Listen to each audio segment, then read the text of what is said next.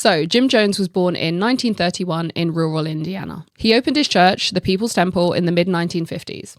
Okay, nothing too remarkable about that. It's a church, it's America, but there is something different. There's something that we're really forgetting here. 1950s America is a very divided America. There is heightened racial violence. It's just 100 years since the abolition of slavery, and Black people are living under the real threat of violence, okay? There is segregation. There is a ongoing civil rights movement. People are still being lynched. And so contextually, opening a church in this environment is not the same as opening a church today. So enter Jim Jones, okay? He comes in and he's charismatic. He speaks in this cadence that Black people are familiar with from their own churches.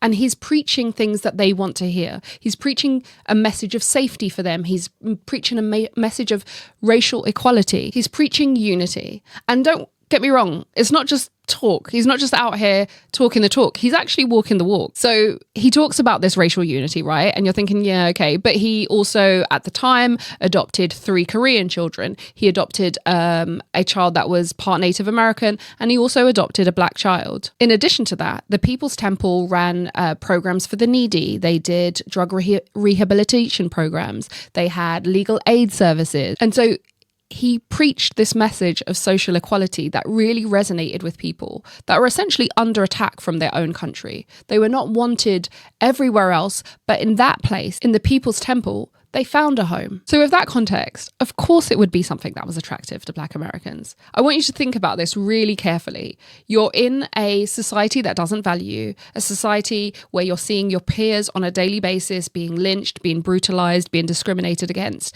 And you have this man coming along, and he's preaching racial harmony. He's preaching and he's doing things that would attest to the fact that he believes in what he says. Why would you not believe him under these circumstances? You don't have evidence to the contrary. And so in doing that, Jim Jones was able to offer Black people, Black Americans, and those who also believed in the ideals of social and racial equality, something different, something that the country wasn't offering them. Hope, protection, and a sense of belonging. And I think sometimes when we hear about these stories, we kind of look back and we're like, we've got the benefit of hindsight.